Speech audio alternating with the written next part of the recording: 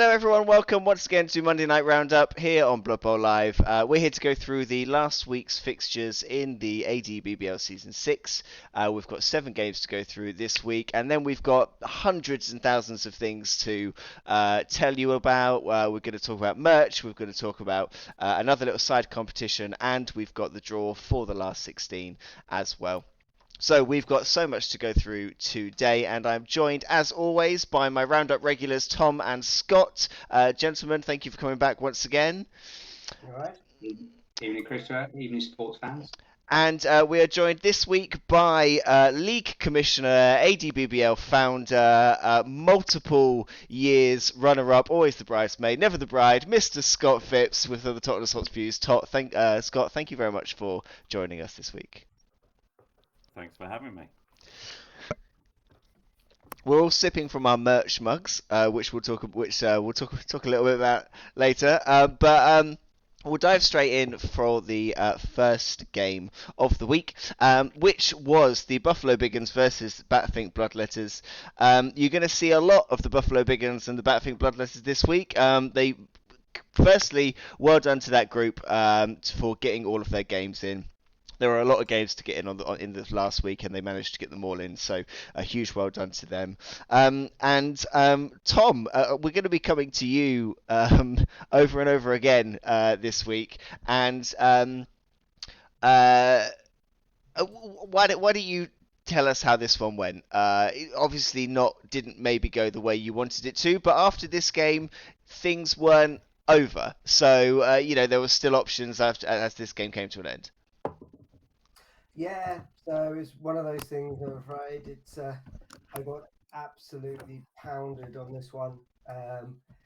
As always, Harrison just came out strength on strength with everything. I tried as many kind of ways to get around it, but to start off with, just trying Acorn.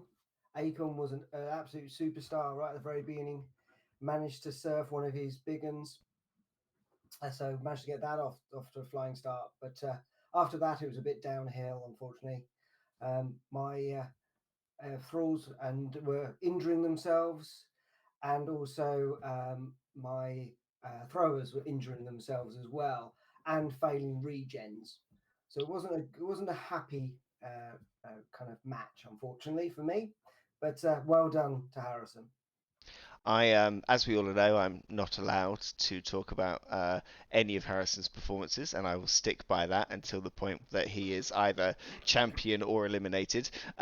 Acorn not lasting very long in this one by the looks of it, successfully surfing a player and then getting injured on turn 2 to be out for the game.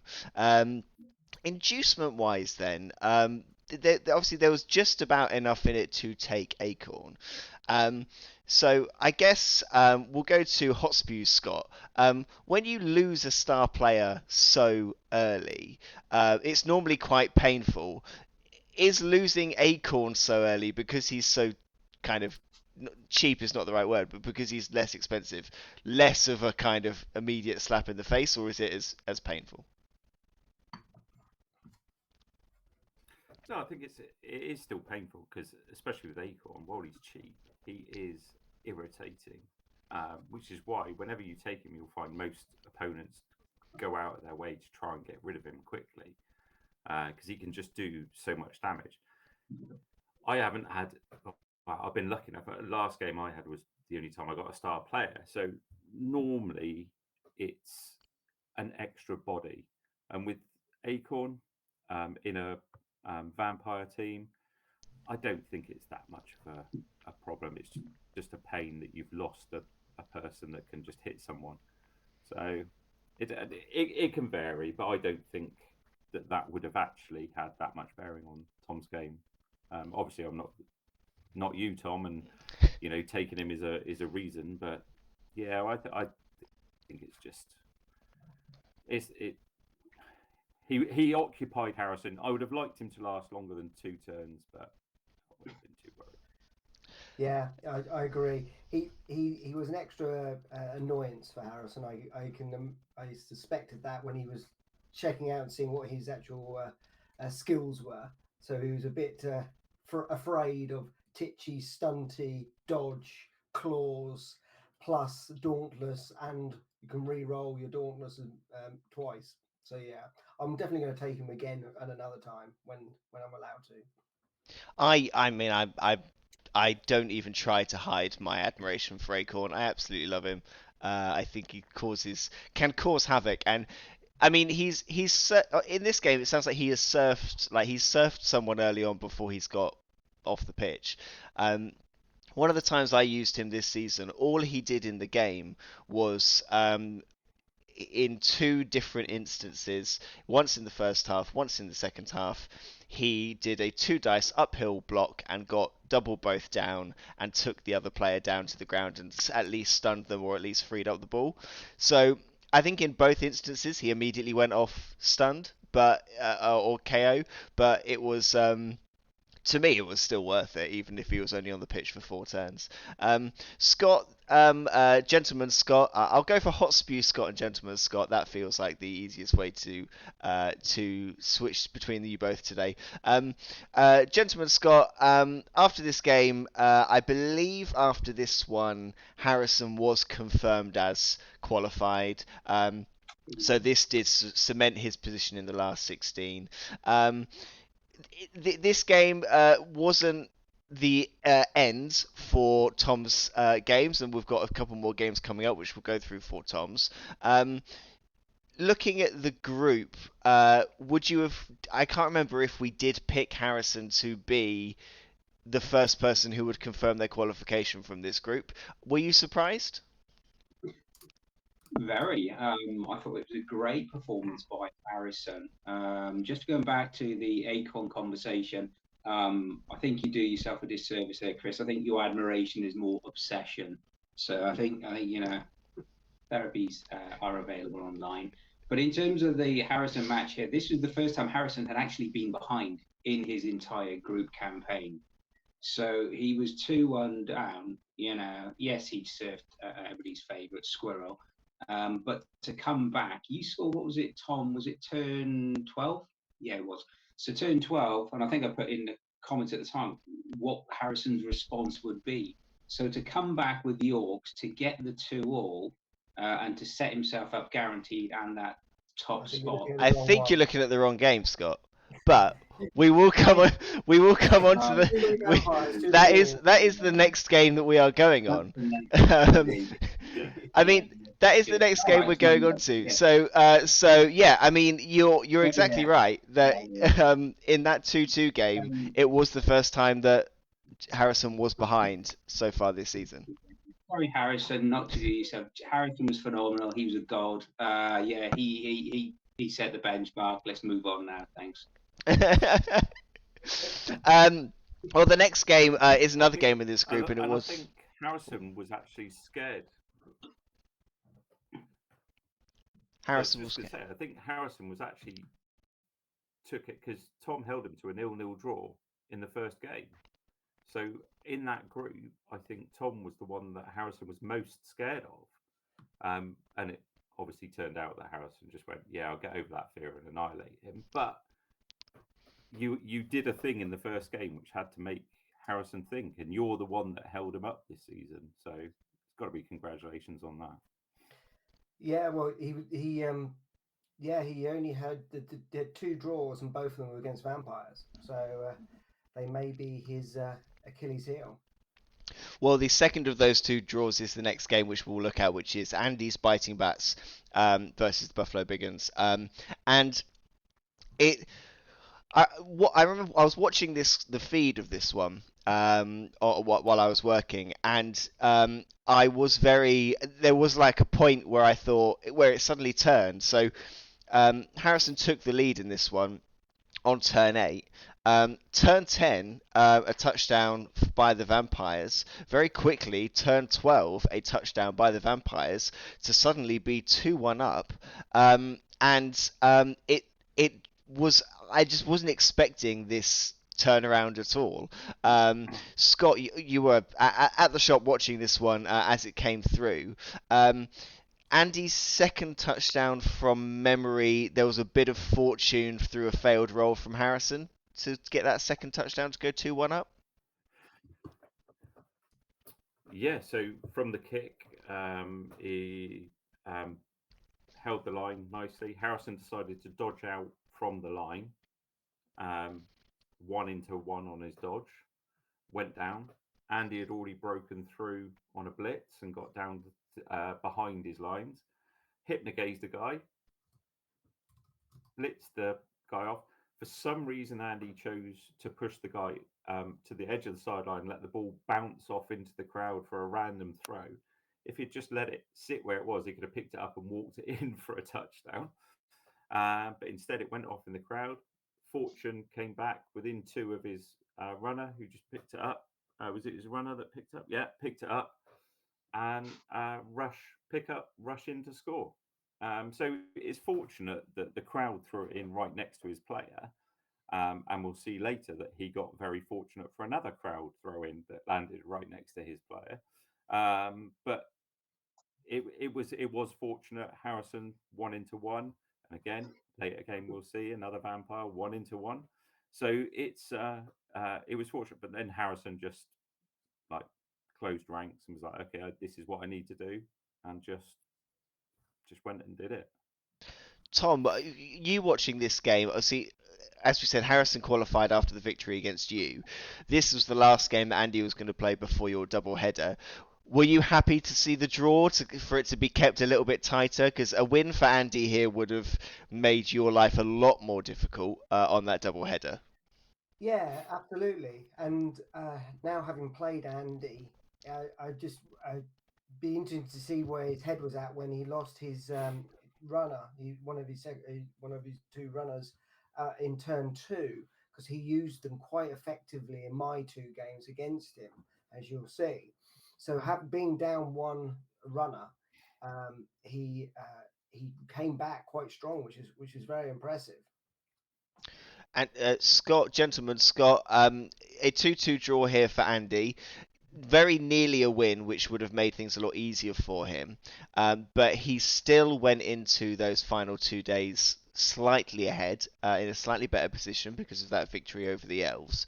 Off the back of these two games, ignoring the fact that Tom is in this chat right now, off the back of these two games against Harrison, did you think, which vampire team did you think was going to kind of have the edge and possibly make it through, just off the back of these two?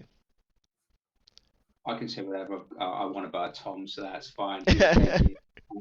In the spirit intended, I thought Andy's done really well with the vampires. Obviously, he had bad luck with the dice last year with his elves. This year, he came unstuck. If everybody watches the match against Justin, he couldn't roll a bloodlust for love nor money. He'd gone through all his re-rolls, I think, after the first drive almost. So he's really learned and he's really progressed in terms of utilizing this team now. So coming out of the 2-2 draw, it really was in there because he's playing Tom. Yes, Tom's the one who's got everything to do in terms of getting the win and all the bonus points. Andy had put himself in a really good position. Sorry to let you share that with you, Tom. Obviously, if you want to cry, by all means, we're all friends. You can do that. You're wearing black tonight. It's in mourning. Well, we'll come back to this group a bit later on. We've got two more games to cover in that group. We're going to take a brief stop off in Vermouth group with the Double Yolks versus Cruel Britannia. Going into this game, Double Yolks were looking like they weren't going to get both of their games in, but it was all to play for Nick. A 6-point win for Nick would have put him into a playoff place, as it was at the time. It would have put him onto 11 points, which would have been enough. Sam going into this game with the intention of not redrafting, not going to skill anyone up, taking everyone into the next season. He's going to take some strong players in with some good SPP into the next season. And Sam's luck, it looks like, finally kind of went his way after a kind of difficult start. Gentleman Scott, I think we both, I can't remember exactly, but I think we both wanted Sam to get out of this group. I think he had some very, very good pre-season games where he had some good results. Glad to see him at least leave this season with a victory. Fully agree, Chris. We take full responsibility on the Monday Night Live for putting the mockers on him by calling Sam out as a dark horse, as a possible one to get out of this group, or really, really challenge for it as well. New team, new coming in. He's been playing the Lizard Men different to everybody else as well. Yeah, there were no casualties and not enough dead players overall in this match, but a really good, solid 2-0 win. Good 4 points, puts him in good stead, I think, as well for next season. So be interesting how he goes about drafting this, really. And again, Nick's done very well in terms of the group with Crew Britannia. I think Nick's been, I think Nick has had a tough group in front of him. He's got some good results and got some very close results against some very tough people. Scott, hot for you, Scott. You were one of. I said to Sam that he needs to have a worse preseason because he did this last season. He had a really good preseason and then came into the league and struggled a bit. You were part of his very, very good preseason this year. Were you surprised Absolutely. that he struggled a little bit in this group? I was. I mean, we played in a pre-season, which Golden Girl, etc., etc., and he absolutely annihilated me 3-0. I conceded more touchdowns to him than I conceded the entire season last season. And he played fantastically, and I wasn't playing badly. He did. He had the help of a star player, Lestrange, which we discussed afterwards, was massive for him. It made a big, big difference. So, but I don't think that was enough to him not have beaten me. He would have beaten me without her. I was expecting him to come in and be a bit like the Bitey Ducks or Scale Marys and just dominate the group, to be honest. I thought he would come in and smash, and to have the results that he's had against him. And Nick's first game against him, 3-0, massive result, which just totally blew it open. And even this 2-0 win against Nick did not play badly, and he was let down a few times. Sam struggled on a few occasions, but not through bad play. I think he's just sometimes you play against certain types of teams and it just won't work. For me, it's not a team; it's a person. Elliot, I'm coming for you. But yeah, I thought he would just work a hell of a lot, get a hell of a lot more result than he's got.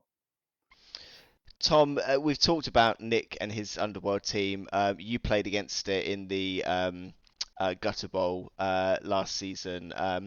So we know that Nick's kind of grown to love this team a bit. I haven't spoken to Nick. I don't know whether a redraft is in the works. I kind of hope it is because I think it feels like he's found a good team, and maybe he's encountered Sam on Sam's good day, and that's kind of just gone against him. Yeah, it's interesting playing this game because clearly there are people who've played the game a long time and they've tried to go down the more traditional approach of how to play the game, the setup. They've got to get a game plan. Playing Nick in Gutter Bowl, and he may have changed. I haven't played him since, but both of us were kind of new to the game, so to speak, new to the teams that we were playing, and we were kind of quite random in our ways of playing it. So I think we're both trying to find our feet with the teams. Clearly, he has gone on to do very well in this season, even though unfortunately by the looks of this it's kind of almost repeating itself on the timeline here. 3 fouls a touchdown, 3 fouls a touchdown. So it didn't. It's a shame. But sometimes when you play against different people, it's really interesting to see how different people play the game. I've been in mine. I've got a number of people who play a very traditional, know all the rules, know all the stats, the statistics of how many times you're going to roll a 1 and all that kind of stuff. And then there's others who just go, sorry mate, just keep rolling, just keep throwing those dice. So it's good to see. It's a nice variety. Nick's definitely gone from he's gone from a coach that I looked forward to playing because I felt I could get a win in season 4, to a coach that I would now have some concern about being drawn against in a group stage, because I think he has really kind of progressed and found a team that really works for him. So I think both of these coaches, probably, you'd probably say were the two that I would think most people probably thought would struggle more in this group, because you had Rich and James in there who are so experienced, and sort of proven winners. But I think these two, their season and their playoff run will come. So yeah, it's been great to watch some of their games as well and see how they get on. I think they'll be forces to be reckoned with next season. These two. We will go on to our next game, which was a very, very key game in the Murdrak group. It was not quite a case of winner takes all, but a result needed by the Khorne team, which on paper against Goblins, absolutely possible. And it was a game that looked like, for a good chunk of the game, it looked like it was going to go the way that Phil needed it to go. He was 1-0 up with 2 casualties, needing 1-0 and 3 to progress in this game. It looked like it was going to go that way. Hot Spews, Scott, you were sort of keeping an eye on this one. I was in the shop as well, looking over this one, and it did take. All it took was 1 touchdown, really, for Robert to make things a lot more difficult for Phil. And the way he went about that touchdown was he had to go for it. He went for it, and it all paid off, and it was fantastic. Yeah, well, it started a couple of turns before the actual touchdown. In his own words, Robert went, "For lols, I'm gonna 2 dice uphill sack the ball carrier," which, getting to the ball carrier, involved 3 dodges with a failed dodge and a dodge reroll. Then he got a double pow on the sacking of the ball carrier. The ball bounced in the right place. A couple of turns later, Phil had surrounded him with, he had, I think it was 6 or 7 players around the ball. And the pogo player just had it, and he was just like, "Yeah, what do I do? What do I do? Oh, I know what I'm going to do. I'm going to dodge, leap, dodge, rush, and rush again and score." He dodged, failed, used his dodge reroll, passed, leapt, passed, dodged, failed his dodge used a team reroll, and then double rushed and scored. And as you say, you were in the shop, and Phil's head just dropped, because it meant that he had to score 3 touchdowns against Robert, who was just defending for his life with every possible goblin. He was just throwing everything at it. So it was a lucky ball sacking of the ball carrier, but then Robert just made the most of it. So, gentlemen, Scott, you had it last season where you had a coach in your group unfortunately had to pull out, which is what these 2 coaches had. Kind of similar in your season as well. You had Hot Spews, Scott, who ran away with the group, and then you and Sam were kind of fighting for that other position.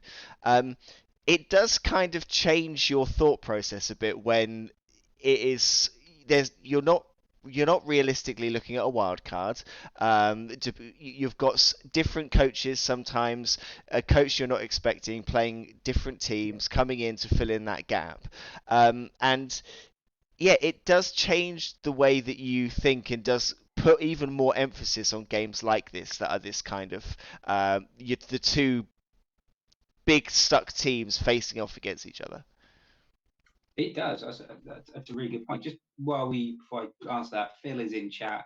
I won a game. Well done, Phil. Phil, I was close to questioning whether Elliot had snuck in and gave Robert his dice.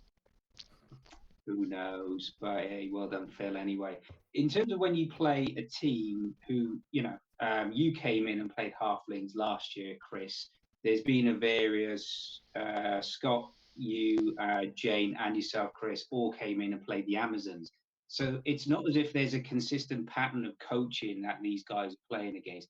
Plus, you've got the opportunity to throw in any Mercs, who were very, very big with that last year, star players as well. So, yes, it makes the matches against the other league standing opposition really a bit more pressure because, as you say, it's not just about the wild card, it's actually going for you've got a very realistic chance of that second place and that qualification. But also, it gives that little bit of uncertainty in terms of who are you going to be playing against? How else has that been? So, you do learn a lot as a new coach into that as well. So I think the guys have done very well, and again, it puts them in a good learning position. We've talked about learning, we've talked about the community and the evolution, and I think it puts them in a good place ready for next year as well. Elliot, if you can beat the dwarves, I will get rid of the dice. You've heard it here first. Anybody else in chat, by the way, wants to throw down some SmackDown chat, relating to Aprides or anybody else, feel free. And we were at one point up to a record 17 viewers. Long may it continue. It's yeah. I think it can be tricky with when you've got to play the Amazon team, and like you said, myself and Jane and Scott all came in, played some of these games. Some of us did better than others. I got annihilated by Robert. Jane got annihilated by Elliot in these games. But I think it's going to be interesting for Robert going into the last 16. Tom, Robert's going in, having finished third in the group, not claiming a wild card, but he's going through as third because the top two go through. He's going in comfortably the I get on paper the lowest performing team. Do you think that will give him almost kind of like a psychological edge that he's going in on paper as comfortably bottom of the pile, so there's nothing to lose? Potentially, he's one train troll down in the first game that he's playing, and his TV is only 910. So that you would imagine means that he could get some pretty good star players to back him up to have a bit more fun with. I'm making an assumption here, but playing goblins, most people who play goblins play for the randomness and fun of them, not for strategic play like some other teams would be like. So yeah, it'd be fun to see who he gets drawn up against. It might even be a goblin playoff. I mean, that would be phenomenal. I think that would be a really interesting because they play two they play two very different styles. That would be an incredible matchup if we got goblins v goblins. I still think we need Flumps to take Elliot out. I think that's the match I'm looking for later. But we'll go on to that later on. One last word on Phil. Not going through to the last 16 on this occasion, but leaving the season with a win. It doesn't sound like, I don't think he's going to be, he can correct me, taking this team into next season. I might be wrong. He might change his mind. But I think he's come up against a tough group in Robert, while playing Goblins, is a very tricky, very good coach. Elliot is looking unstoppable at the moment, and then he's come up against some tough Amazon games as well. But I think again, he'll now have 2 seasons under his belt, and we do find that some people have a couple of seasons and then it really starts to work with them. Harrison one, Simon another, who have had a few seasons where they haven't got through but built up and are then starting to look quite strong. So well done to Phil, well done to Robert for getting through, doing just about what he needed to in that group. We will move on to our next game, which was the kind of, as far as the playoffs go, this was the big one to watch because this would really throw a spanner into the works. What a Workable World versus Think Mob. Think Mob needed 4 or 5 points, depending on their touchdown difference, to get through to the last 16. Less than that would get them into the wildcard spots, but it would be out of their hands. They'd have to keep an eye on the Vampire Double Bill that comes next.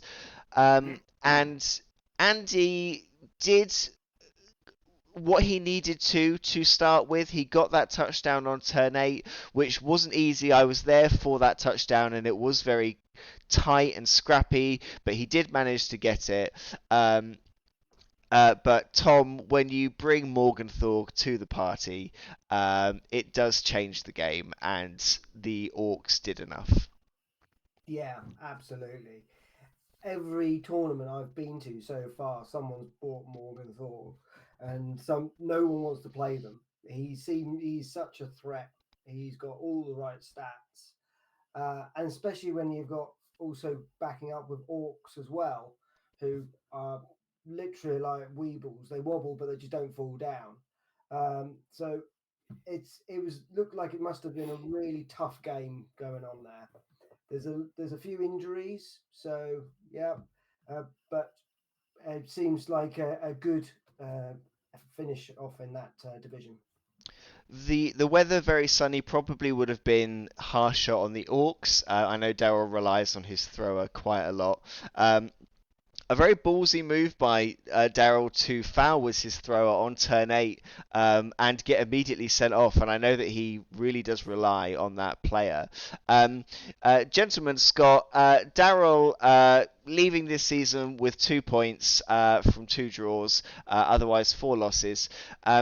He himself will say that the Orcs are not a team that he that have a play style maybe that suits him.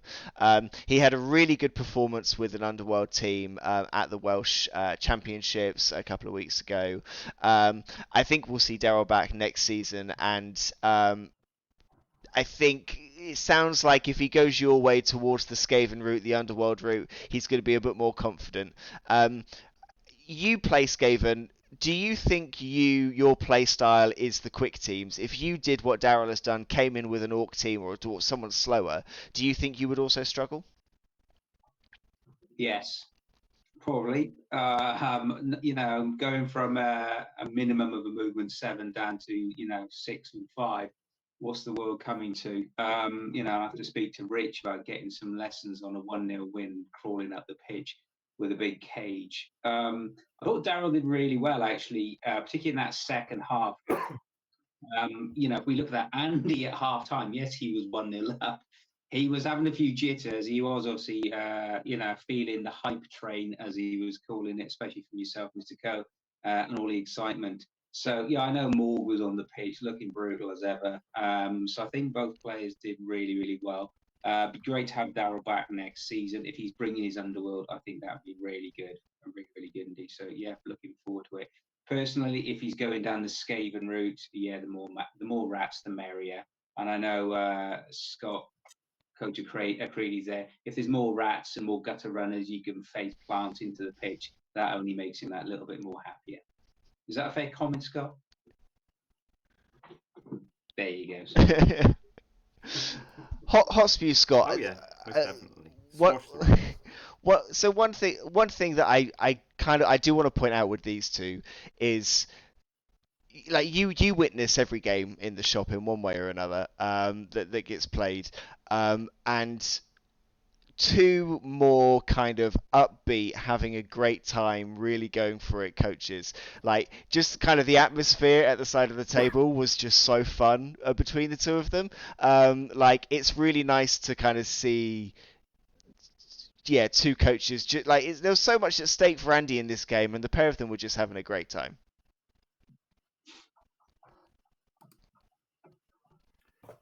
They were laughing non-stop from the moment that they came in. There was fun smack talk. No, nothing malicious about it at all.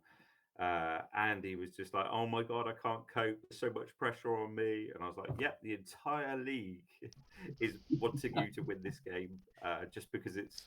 Like Justin and John at the time were like going, "Oh my god, we could get eliminated from this. There were so many permutations from it."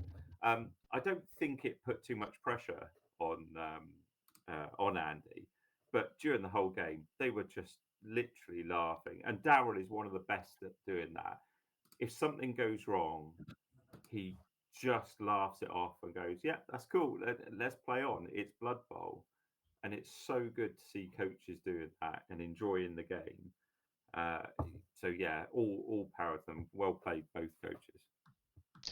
I was hoping to see Andy in the last 16. I really was. Partly because he was from my group. I had 2 great games against him, and yeah, I would happily play Daryl or Andy next season. They were so much fun to play against. So credit to both of them, and we'll be glad to see them next season. Moving on to Tom's spectacular double bill. We'll do them in order. We will start with the first game that you had, Tom, and from the offset, it was everything I wanted from this double bill. So thank you to you and Andy, because immediately it was touchdowns back and forward, play moving quickly, quick turns, shocking results, everything. Like it was exactly what I wanted, and it so nearly went. It was so nearly the other way in this game. Tell us what happened. Yeah, it's the first time this season that I actually was in the lead for a brief moment. The dice were just crazy on both sides on this. So, for example, I scored the first touchdown with my runner, and managed to keep Bryce the slice on because I argued the call and got a straight 6. There was 5, 6s, and 4s flying all over the place from both sides. We were both burning our re-rolls, so we were both burnt our re-rolls completely 2 turns before the end of the first half. But by that time, I scored first, then more or less immediately afterwards, Andy came back with his runner. I then scored with a thrall. That was just crazy. I managed to push the ball out of this tiny mass of vampires and bodies. I just managed to pop it out and hand it off to a thrall, which was the luckiest thing. And he just legged it up the pitch while everyone else was just bloodlusting all over the place, which was a key thing, that Andy couldn't get his thralls up high enough for his vampires to go. So that's one thing about the vampires. Yes, you got the runners on movement 8, but your thralls are only movement 6. So you have to rush your thralls. So people were rushing their thralls and failing rushers. So, and then unfortunately, right at the very last minute, I had the ball to continue it and score a draw. Well, in fact, I was going to take the lead to go to 3-2, and my rush failed on the touchdown. The last move was a rush with a thrall, and I got a 1. No rerolls, and he just managed to get that ball and run it all the way back. In fact, I believe, and if Andy's on the line, he can correct me. He picked it up with a thrower. He passed it to his runner, and then he ran his runner to his other runner, handed it off, and ran it down to the end of the pitch. So that was just a fantastic move, absolutely fantastic. So hats off to Andy for that. The ball moved incredibly far. Like it went from the end zone to about 4 spaces from the other one, with a little help from the crowd in there as well. And it was a proper heart in your mouth moment. I wanted you to win that game 3-2, mainly because it almost put the pair of you level on points going into the last game, and then I thought that's going to create such a interesting kind of dynamic in that last game. and the game turned so quickly. Hot Spews Scott, I think one thing, especially with vampires versus vampires, I haven't counted, but I would put money on there being more dice rolls in this game alone than in many others, just because of the sheer amount of stuff that you have to roll for with the bloodlust, with everything else. So much to kind of keep on top on for both coaches.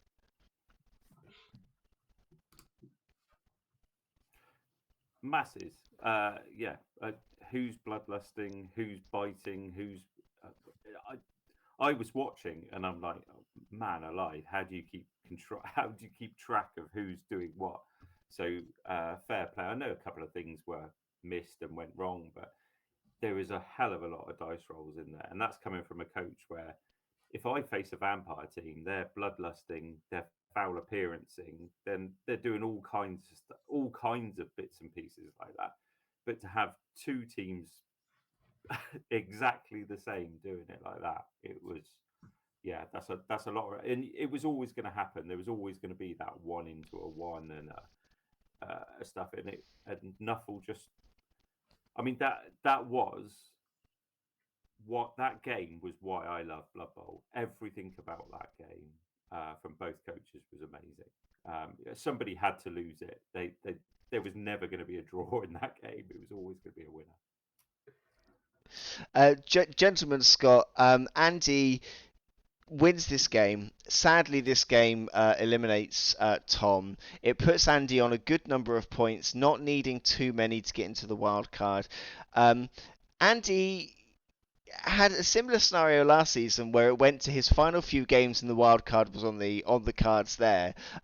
This time he's managed to do almost enough in this one, making his job in the next one a lot easier. Andy seemingly likes keeping it to the last minute.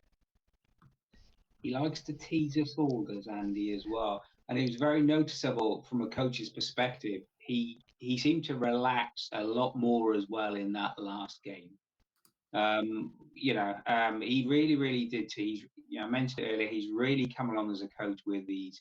It'd be an interesting comment for everybody on this, for all of you. Tom, question for you. Would you redraft the Vampires for next year? Scott, Chris, would you guys consider vampires, given what you've seen, the amount of dice, but then the fun, and then you've seen someone like Tom obviously struggling, but with the bloodlust, obviously, not to turn the knife, Tom. Then you've seen someone like Andy really start to develop. Then you've seen someone like other Tom really, playing some fantastic Blood Bowl with these vampires. Are they incentivizing you? Are you looking at those and thinking, I want to play vampires? Tom? For me, no. This game was the highlight of a very frustrating season. I work in accountancy software, so I'm used to admin. This was worse than that. It was literally rolling dice and just watching the ones come in. It for me, vampires, you have to start and hit the ground running. You have to get your skills in on on your team. You've got to, and the worst thing is you can't just have that one single player that gets all the SPP. You've got to get a range of them to give you some hope on it. And equally, as you'll see in the next game, when the dice are bad, they're bad, and there's just nothing you can do. I've been there sitting there looking with 5 players on the pitch going, well, where's the safe move to start off with? I'll stand those 2 thralls up and now start rolling dice. That's it. But I'd be interested to hear what the others say. No, you couldn't pay me to take them. I'm not doing it. There's way too much to think about. I like to pick the simple team and then make it difficult. I don't want it to be difficult from the start. I wouldn't touch them. Scott? Not for a few seasons. I'd rather do what I've done and make coaches roll, my opponents roll lots of dice than me have to try and do it myself. No. So yeah, maybe season 12. Tom, other Tom makes a good point in the chat. He says they make you want to concede when it goes wrong and feel like the best team in the game when it goes right, which I think sums them up quite nicely. On your second game of the day, then Tom, 3-1 win for Andy from this one. Did you go into this one with any different mentality, thinking that maybe you weren't going to redraft and that you couldn't qualify? You could crush Andy's dreams and you could end it for him. Did you go into this game sort of any differently than the previous? Well, to be honest, I went into this one quite buoyant because I'd scored 2 touchdowns, which was fantastic for me. It was the most I've scored in any game this season, I think. So I was quite buoyant. Equally, I had enough to bring in Wilhelm Chaney. So I had 2 movement 8 pieces on the pitch, one that didn't require bloodlust. So I was pretty buoyant about doing this, and then I started rolling dice, and they just ones and twos just kept coming. And hats off to Andy. He positioned his players perfectly. My kicks were appalling. The first kick he picked up with his thrower and did the classic pass to one runner, leg it down the pitch, done in 3 turns. I then tried to reshuffle and tried to get a good drive off, and lost the ball straight away. And again, he scored again. So it was 2-0 down. I then tried to cause casualties but failed, and then he managed to get a third one in just before the just at the end of the first half. By that time, I was just going for lols.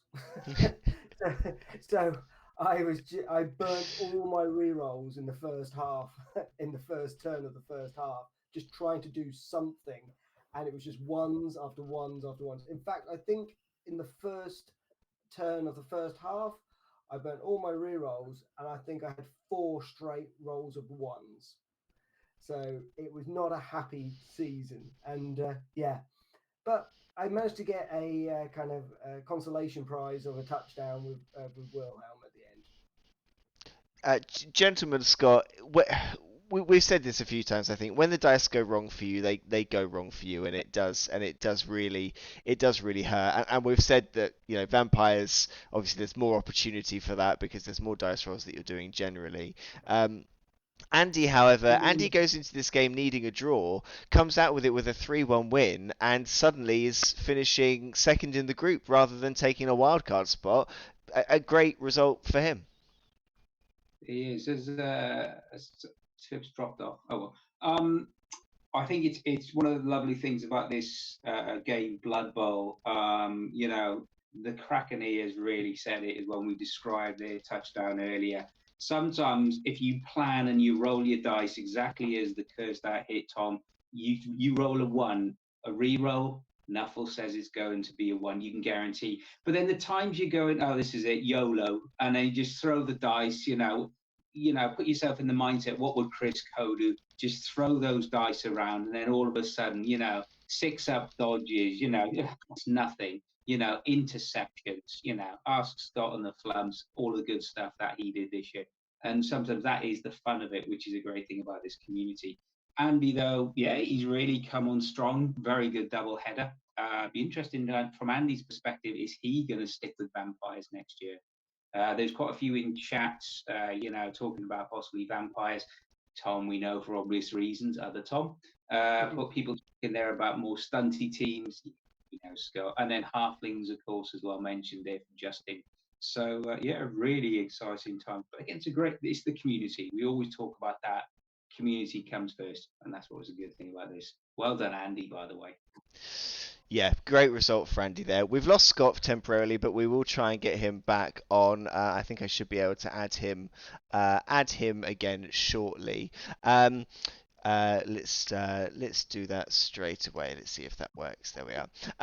And we'll look at that was the last game. There was only one game that we didn't manage to get in.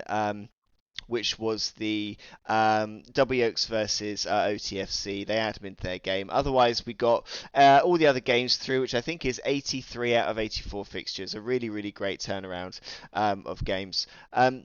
Looking at the teams then that sadly didn't make it through to the knockout stages, and a huge thank you to all of those coaches for their perseverance, for playing the games, and really having a great, adding to this great season.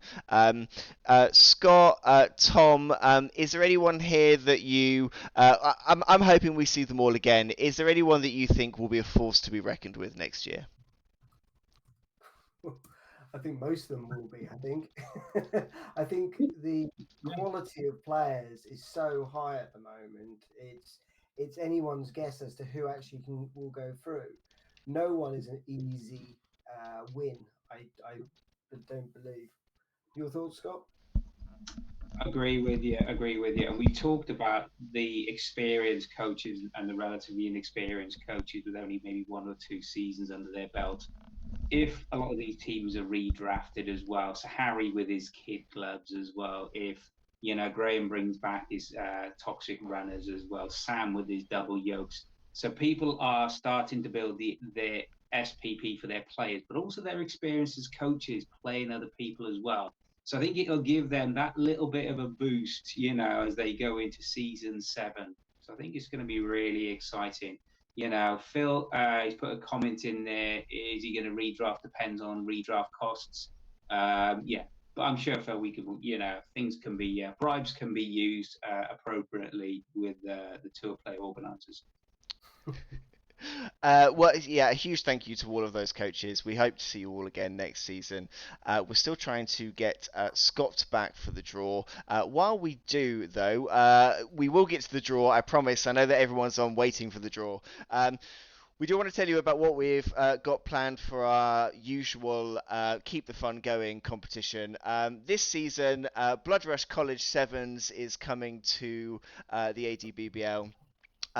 We're looking to run a small, not on tour play, absolutely optional competition for anyone who wants to keep going and maybe also wants to try a few different teams with a little sevens competition that will run from tomorrow through till the final whistle goes in the final. All of the details for this will be shared on the Facebook page, on the Discord server, and on the Facebook chat as well, so you'll get all of these details. But just to give you an idea as to what's happening here. Registration is open to all existing students of the ADBBL and also any freshers. If you know anyone who's not a coach who wants to give it a try, they're absolutely welcome to join this as well. Register your interest with the shop or with myself. Any existing students can only register once they've been eliminated. So our 12 coaches that are out can register. Our last 16 will have to wait until they are eliminated from the ADBBL. Students can play with rosters using standard Death Zone rules for sevens, so 600k budget, no more than filled positionals, rerolls at double the cost. And students can use any roster for their games. So if you want to try, the points will be registered against you as a coach. So if you want to try a few different teams out for a few different games, you can absolutely do that with this. There's going to be some teams that are going to be available at the shop for you to borrow if you want to try a team that you don't own. So just ask either Scott or myself, speak to us about what teams are available if there is something that you want to try. I'd just like to say, they're all vampires. All vampire teams, absolutely, all of them. There's boxes available, sealed boxes available for a small fee. Yeah. Once you're registered, we'll add you to a chat so you can organise your games. It's very simple: 3 points for a win, 1 for a draw, no for a losses, no bonus points, nothing complicated, and whichever coach has the most points at the end will win. So speak to myself, speak to Scott if you're interested. It's a good opportunity to get some people in to see how we do things in the ADBBL who maybe haven't played before. If you know anyone who's interested, anyone who's just started to play Blood Bowl and you want to give them a bit of a competitive run, it's a really great opportunity for that. So please come and speak to us and we will get that sorted. So the last 16 then, we have our final 16 coaches. Chris, Yes. Can I just interrupt? I just want You before we can. go into the last 16, just in case a load of people just see who they are and then just either run off to throw themselves in the deep end or celebrate or like anything, whoever they're against. I just want to say to all the coaches, fantastic season. My shop and my community would be nothing without my customers and players and stuff. And everything you guys do, all of you, Chris, super hype man, you know, you've made it what it is. So hopefully all the guys are enjoying it. And I just want to reiterate that this season especially is all about our charity, Suffolk Mind. And it can be really hard and disheartening when you lose a match or you see that you've done some things wrong that you might have done right, and you think, oh, I might have got a little bit further. Don't let that get to you. Just chat to one of us, anybody that's there.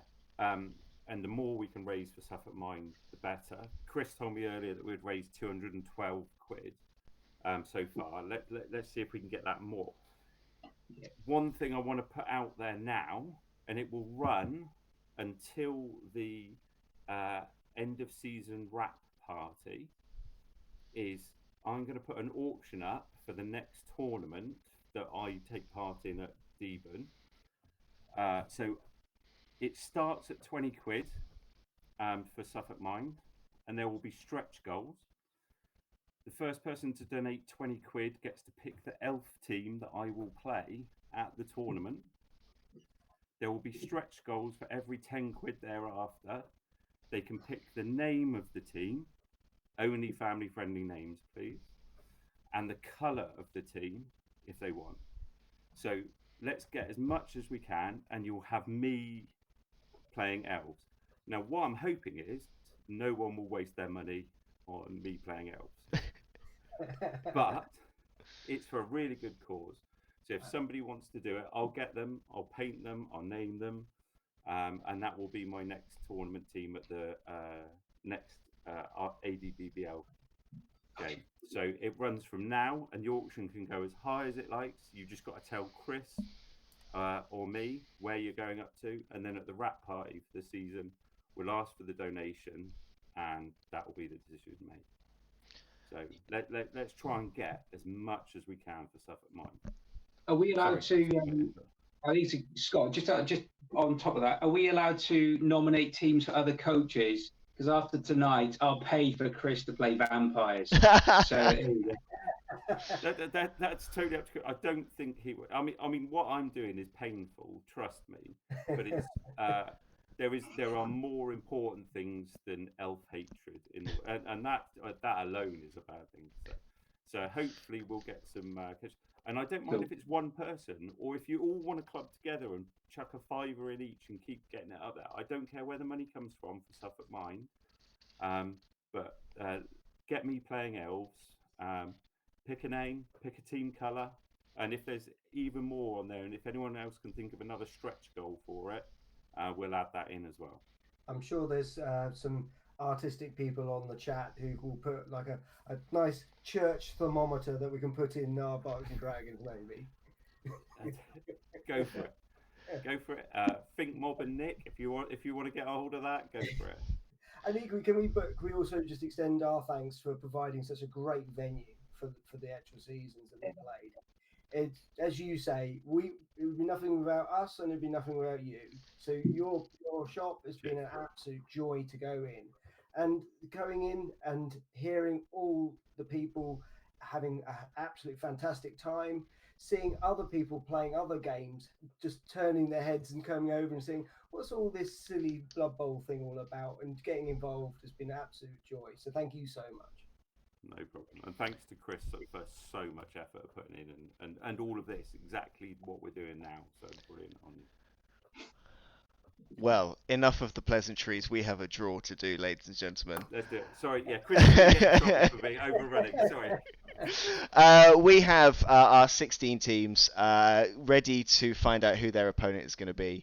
Iceborne Raiders, Numpties, Technos Hotspews, Wordhollow Wanderers, Scale Marys, Greystone Gladiators, Riotous Rams, Flumps, Castlevania Bloodthirsters, Bitey Ducks, OTFC, Kraken Skull Cannoneers, Dead Star Belgrave, Biting Bats, Wild Jets Berserkers, Buffalo Biggins. I stand by. I don't think there is a single easy draw here. I think they are 16 teams that have fought hard to get here. It's been such a close, tight season. There have been some record scores. There have been some some incredibly tight groups. It's been so good to watch, and we are now at the point where we will see who will play who. One thing from each of you, the one team that you do not want to face in this draw, if you are in it, whether you're in it, whatever the case, the one thing you don't want to, one team you don't want to face here, Tom. I could just roll a dice, and all of them are quite dangerous and evil. You've got the great thing here, though, is you've got such a variety of different teams, which is great to see. That's the thing, that no one team is superior above all the others. You can't just pick up a Blood Bowl team and you're going straight through. So I'm going to stick with for the time being with the Vampires. So I'll be supporting the Vampires on this one. Scott, who would you not want to face in this group? Elliot. End of. I will be supporting Tom because he came out over. But apart from that, yeah, Elliot is a slightly terrifying prospect. Obviously, as a coach, Elliot, not in real life. So just to clarify that. Hot Spews, who do you want to avoid? I want to avoid Elliot, not because I'm particularly worried about the dwarves, but he is just my bogey player. I cannot seem to get a result of the two. He's such a good coach. And the other one would be, I think, just John, because I've played John so many times. I think I just don't want to play him again. For me, I don't. It's destined to be, Scott. You guarantee now you're going to get John because you said that. For me, I do not want a goblin opposition in the next round. I'll take anyone else. I'll give Elliot a go. I just don't want the goblins. I'm suited, so it must be playoff time. So let's. I thought you had a shift with Frankie and Benny's in, Chris.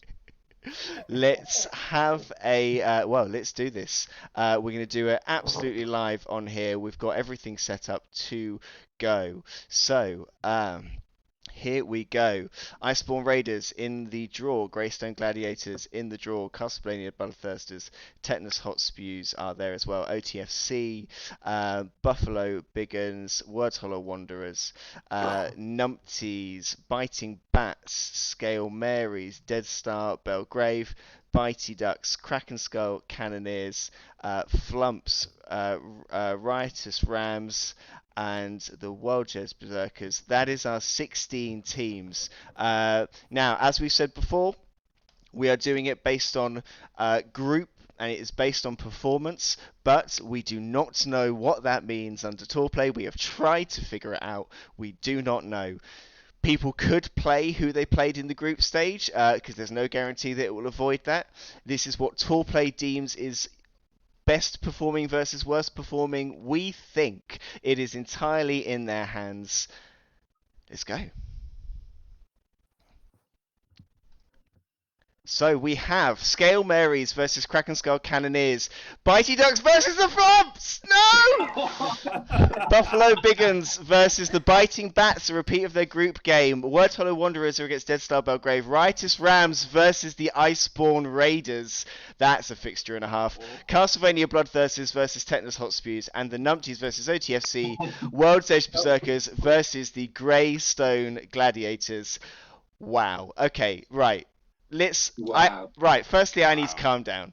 Okay. I need to calm down now. Right. Let's get these in a way where hopefully they're all on the same screen. Not quite. Okay. So, no. What an interesting. So some fixtures that I'm immediately picking out here.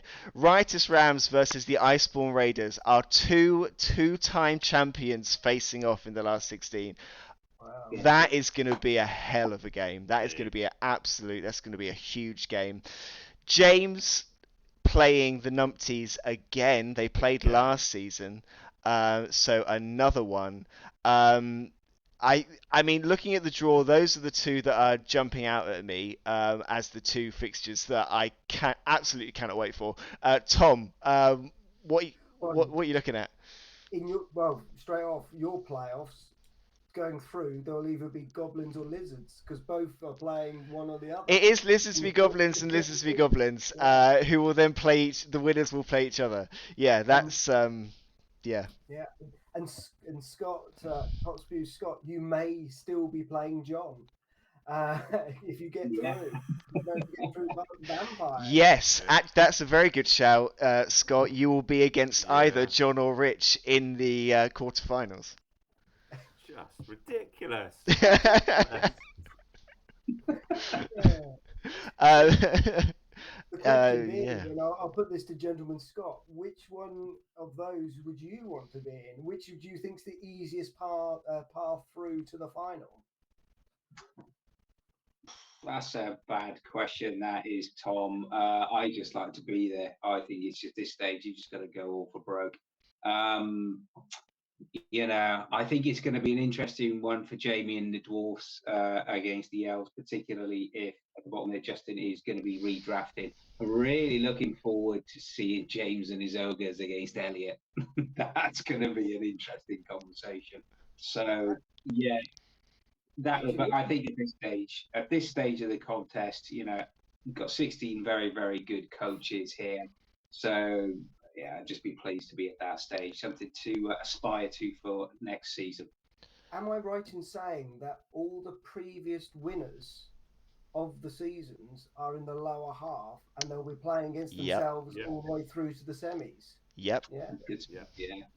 So there's some chance for some new blood at the top. The top half of the draw, which I'm in, does look like the easier side of the draw. Yeah, it does look like the easier side of the draw, looking at it. But there are some unreal fixtures in there. Technos Hotspur Scott, are you happy with your draw? And what fixtures do you pick out as being killer? I think it would be I think I'm happy with my draw. You can't be disappointed with anyone on there really, because all the coaches are so good. You'd be struggling against any of them. Having played John, I'm glad I'm not playing him at least for one more game if I get through. I've got a semi chance against the Bloodthirsters because of the amount of dice Tom's going to have to roll now. Like I said earlier, so something's going to fail somewhere, or he's going to have to burn a lot of rerolls very quickly with any luck. Match fixtures that are jumping out at me: Numpties versus Elliot and James. That's just ridiculous again. Rich versus John, and I mean, it's going to go. All of them are just tough, like you said. Goblins versus you, Goblins versus Dave. Going into either you could be looking at a double Goblin playoff game there. There is just no accounting for it. It's every match there isn't any easy draw. I think the only person that will be sitting there thinking I've got a chance is Dave against Simon, and even then he's going to be going, but he can take so many weird and wonderful things that he isn't going to take it easy. He's not looking at that as an easy win. He's like going, I might have a good chance just because he's such a good coach. But yeah, what a draw. Just feedback from the chat as well. Sorry, Tom. Feedback from the chat. Tom is in there as well. It's been Scott every season apart from season 5. I'm not happy. I love it. Psychological warfare has started already. Elliot, I will always face James at some point. As James says, it is inevitable. Scott gets to face my elves. Very good. So Yes, it's looking very good. And we're up to 21 viewers, smashing it. And I'm also, just for you, Chris, I've just seen that the Flumps have announced that they're going to go back on their stunty walk. yeah, I've seen that. And they're thinking of Giant Walk. He's sent that to me in a message as well on my phone just to rub that in. Brilliant. Well, I mean, we've got 8 amazing games to look forward to there. A really fascinating draw. We'll do our best to bring you as many of these games as we can as the season goes on. Good luck to everybody except for the Flumps on your next game. Yeah,